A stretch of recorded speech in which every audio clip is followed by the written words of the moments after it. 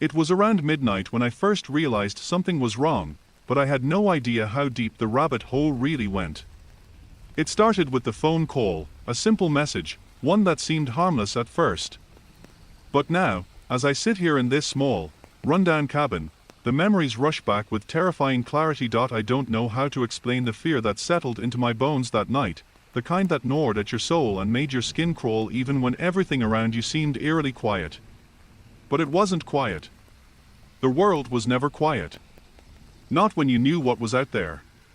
What had been hidden from us.it was the kind of thing that stayed with you, even after the moment passed, because you knew, somewhere deep in the pit of your stomach, that you had crossed a line.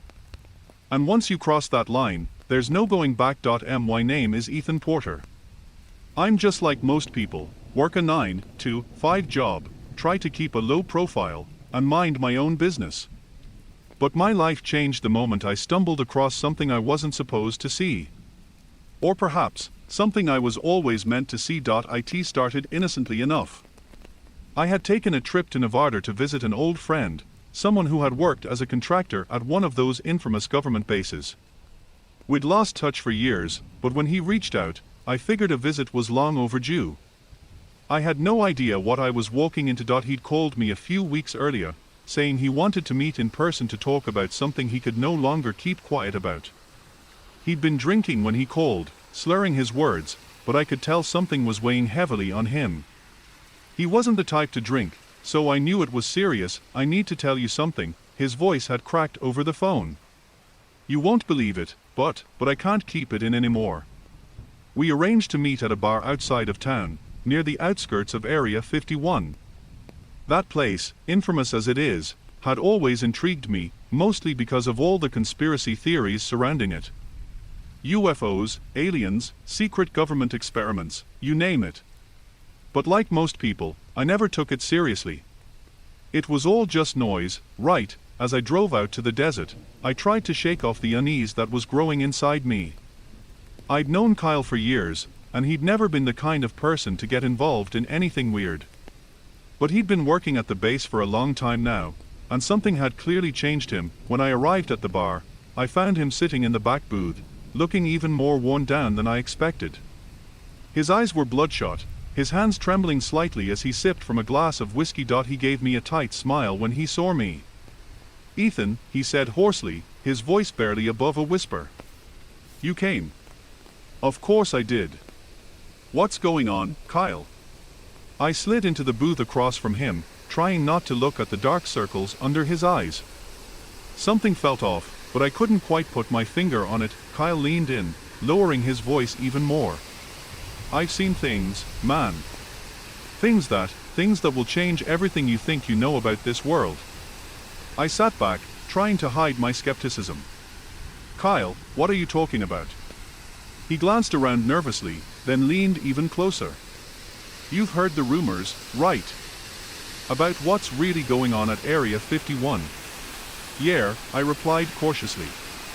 "Aliens, UFOs, secret projects. The usual stuff." He shook his head. "It's not just rumors. It's all true. Everything they've been hiding from the public. I've seen it firsthand." My stomach turned. "What are you saying, man?" His voice dropped to a whisper. "They've been experimenting on creatures, humans, animals, and God knows what else. Things that shouldn't exist. They've been hiding it all.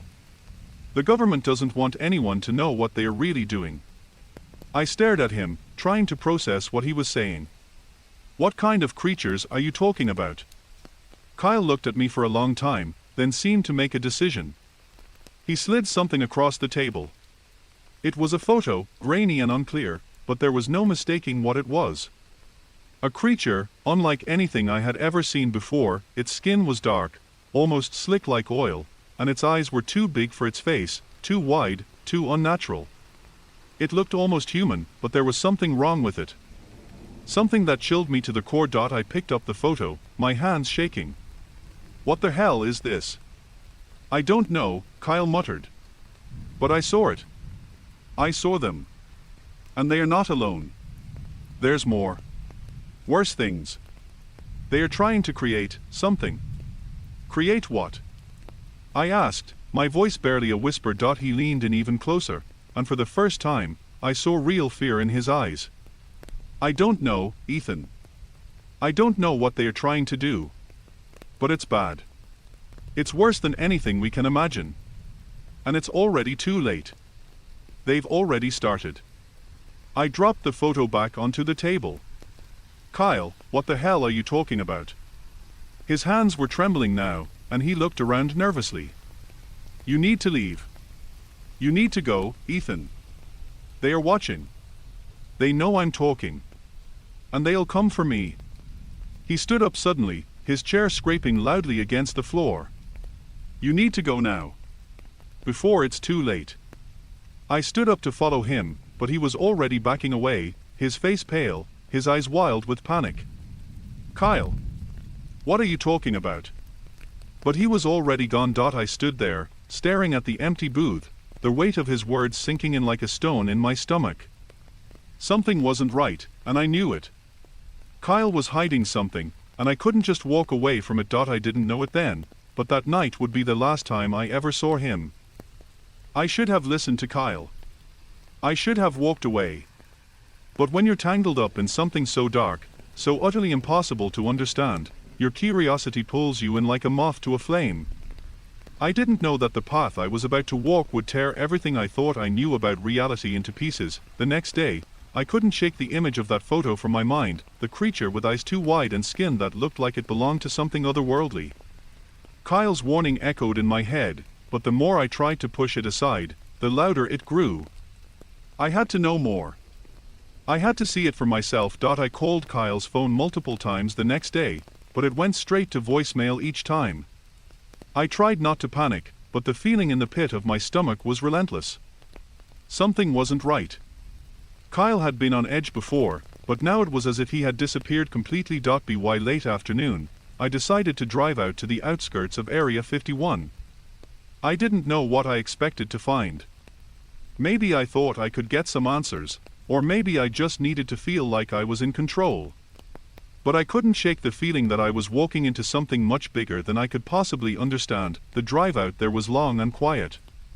The Nevada desert stretched out in all directions, an empty landscape that seemed to swallow up any sound, any trace of life. The further I went, the more surreal everything felt. The heat from the pavement shimmered in the distance, and the silence seemed almost unnatural. As I got closer, I noticed a strange change in the air, a heaviness, like the weight of the atmosphere itself was pressing down on me. It wasn't the usual dry heat of the desert. It was something else, something thick and suffocating. But I pressed on. I had to know the truth. I turned off the main road and onto a small, dirt path that led deeper into the desert. There was a small cluster of buildings up ahead, nothing too remarkable, just a few rundown trailers and a small, rusted fence. It didn't look like much, but I had a gut feeling that this was where Kyle had been working. As I pulled up, I saw movement near the trailers. A figure, cloaked in shadow, stepped out into the open. I slammed on the brakes, the gravel crunching under the tires as I came to a stop. The figure didn't move at first, just stood there watching me. I was frozen, my heart pounding in my chest. Something about this person, or whatever it was, felt wrong. I couldn't explain it, but it was like I could feel their eyes on me, even though they weren't moving. I stared at the figure for what felt like an eternity before I finally snapped out of it. I reached for my phone, my hands trembling as I dialed Kyle's number again. But this time, the call went through. Kyle. I said, my voice urgent. Where the hell are you? There was a long pause before I heard a faint, breathless reply. Ethan, you shouldn't be here. They are watching. They know you're coming. What the hell are you talking about? I don't know where you are, but I need you to tell me what's going on. Kyle. But the line went dead. My heart raced in my chest as I stared at the phone, trying to make sense of what had just happened. I couldn't let this go. Not now. I had to find him. I opened the car door slowly, my eyes still locked on the figure in the distance. Whoever or whatever it was, it hadn't moved. It was as though it was waiting for me, its presence so palpable that I could almost feel it pressing against me. Taking a deep breath, I stepped out of the car, my shoes crunching against the gravel beneath me. I knew I was walking into something dangerous, but the pull of the unknown was stronger than my fear. As I took a few steps toward the trailers, a sound cut through the silence. A sharp crackle of static, followed by a voice that sounded far too mechanical. Ethan Porter, the voice said, distorted and cold. You shouldn't have come. I froze in place, the hairs on the back of my neck standing up. Who is this? I demanded, trying to steady my voice. Step away, the voice replied. Leave now, or we'll have no choice but to. The sound of someone, moving behind me made me whip around, my heart racing. But there was nothing there. Just the emptiness of the desert stretching out in all directions. I turned back toward the trailers, my pulse pounding in my ears. Whatever was happening, I was already in it. There was no turning back now. The figure in the distance finally moved, but it wasn't a human movement. It was jerky, unnatural, like something was forcing it to move in ways that the body shouldn't. My stomach twisted as I took another step forward. Every part of me screamed to run, but something held me there. Don't you get it? The voice crackled again. You've seen too much. You've gone too far. There's no coming back. The figure stepped into the light then, and for the first time, I saw its face. I wish I hadn't. The creature's face was like nothing I had ever seen before. Its skin was stretched tight, too thin, almost translucent in the harsh desert light. Its eyes were wide, too wide. It looked human, but there was nothing human about it. Its mouth opened, but instead of speaking, a low growl escaped, deep and guttural, vibrating in my chest. I stumbled back, tripping over my own feet, but I couldn't take my eyes off it. The growl grew louder, then suddenly it stopped, and then the voice came again. This time, it wasn't mechanical. It was Kyle's voice. But distorted. Run, Ethan. Get out of here. There, the line cut off. I turned and ran, the creature's growl echoing behind me, a sound that made every nerve in my body scream in terror. My lungs burned as I sprinted back toward my car, but the weight of the desert seemed to drag me down, each step feeling heavier than the last. I slammed the car door shut, my hands shaking as I fumbled with the keys. The engine roared to life, and I sped off, my heart pounding in my chest. I didn't dare look in the rearview mirror. I knew that if I did, I wouldn't be able to outrun whatever was following me, but that was the moment I realized the truth. The truth Kyle had tried to warn me about. The truth that was buried deep beneath the surface of Area 51. I didn't know what they were, or what they wanted, but I knew one thing for sure: they had been watching me from the start, and they weren't going to stop until they had me. I didn't sleep that night. I couldn't. Every time I closed my eyes, I saw that thing's face, the creature with its wide eyes and skin stretched too tight. The growl still echoed in my mind, vibrating through my bones. I couldn't shake the feeling that something was coming for me. That whatever I had just uncovered wasn't the end. It was only the beginning. I stayed up, pacing in my small apartment, replaying the events of the past 24 hours. Kyle's warning, the creature, and the strange voice that had come through my phone. I should have listened to him when he said to leave. I should have gone back to my life, pretended I hadn't seen what I saw. But now I was too deep. I tried to call Kyle again. Over and over. But every time, it went straight to voicemail. It was like he had vanished. Or worse, like they had gotten to him. I had to know what was going on. I had to go back. It wasn't just about the truth anymore. It was about survival. And I had no choice but to face whatever awaited me in the desert. At first light, I packed what little I thought I'd need: water, a flashlight, my phone, and a few other odds and ends, and drove back to Nevada. I knew I was taking a risk. But I also knew that if I didn't confront this head-on, I'd never be able to live with myself. Not knowing what had happened to Kyle, not knowing what they were hiding out there, was eating away at me. The drive out felt different this time. I was more aware of the silence, the emptiness that seemed to stretch on forever. The Nevada desert was oppressive, its vastness swallowing every sound, every thought.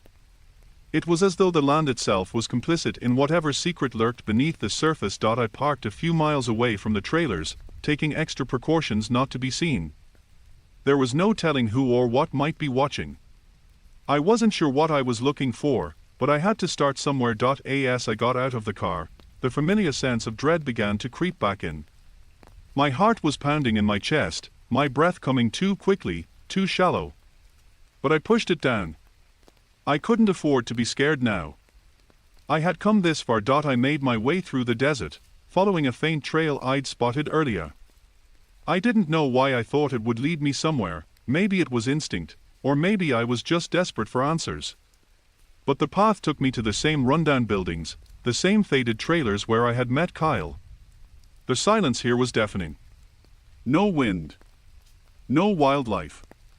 It was as if the world itself had frozen. I crept toward the trailers, my ears straining for any sound, anything that might indicate life.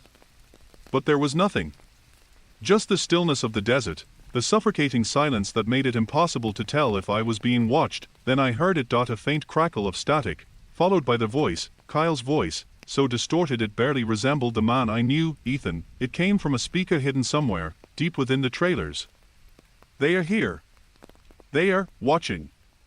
Don't, the static cut him off. I could feel my pulse pounding in my ears, but I had no choice but to move forward. I had to find him. I had to know what was going on. I pushed open the creaking door of one of the trailers, the air inside thick with dust and the smell of mildew. It was a small, cramped space, barely enough room for anything other than a desk, some chairs, and a few old filing cabinets. But it wasn't the room that caught my attention. It was what was on the walls. The walls were covered in strange, incomprehensible symbols. Some of them were drawn in red, like blood, while others were etched deeply into the wood itself. I could barely make out the shapes, but they seemed to pulse, as if they were alive. I stepped forward cautiously, trying not to touch anything. My hand grazed one of the walls, and I immediately pulled it back as though I had been burned. Something wasn't right. The air in the room felt thick, almost suffocating. It was as though something was pressing down on me, something ancient and heavy. I could barely breathe. The temperature seemed to drop, and I could see my breath in the cold air. Then, from the corner of my eye, I saw something moving. At first, I thought it was just my imagination. But then it moved again. And this time, I saw it clearly. A figure, a man, or something that looked like a man, was standing in the shadows, just beyond the door. His eyes were wide, unblinking, and his skin was pale, stretched taut over his skull. He was dressed in what looked like a military uniform, but it was torn and stained with something dark. Something that didn't belong. I froze, my blood turning to ice. The man, or whatever it was, didn't move, didn't speak. It just stood there, staring at me with those hollow, dark eyes. I could hear my own breath now, ragged and uneven, but I couldn't make myself move. I was paralyzed. I had to look away. I had to leave. But something in my mind told me that if I looked away, I wouldn't make it out alive. The man, if that's what he was, took a slow step toward me. And then another. His eyes never left mine. Ethan. His voice was soft, barely a whisper, but it sounded like it came from everywhere. From within my own mind. You should have listened. I didn't understand what was happening. I didn't understand what this thing was or why it was here. But I knew one thing. I wasn't alone. Then, as if on cue, the ground beneath me shook, violently. The air hummed with a strange, low frequency that made my chest ache. The walls of the trailer seemed to warp, to bend in impossible ways, as though reality itself was unraveling around me. I stumbled backward, my legs too weak to support me, and that's when I saw it. Behind the man, behind the creature, a door appeared, an old, rusted door that hadn't been there before. It swung open slowly, revealing a darkness so thick, so suffocating, that I couldn't see anything beyond it. But I felt it. I felt the pull of that darkness. Something was inside. Waiting, the creature stepped forward, its mouth opening wider than humanly possible, revealing rows of sharp, jagged teeth. It wasn't a man. It was something worse. Something born from the deepest corners of the world's most twisted experiments, and then, it spoke again, its voice now distorted and broken. You've seen too much, Ethan. You know too much. And now, you will join us. I turned and ran.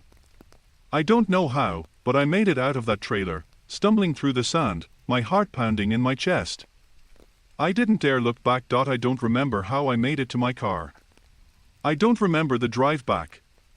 All I know is that I couldn't escape the feeling that I was being followed. That someone, was watching me, waiting for the right moment to claim me. I don't know if Kyle is still alive. I don't know if anyone will ever believe what I saw out there. But I do know this: whatever was hidden beneath Area 51, whatever Kyle tried to warn me about, is real. And it will never let me go. The truth is out there, but it's not the truth you think. It's something darker. Something that has been waiting for far too long, and now, it's my turn to wait.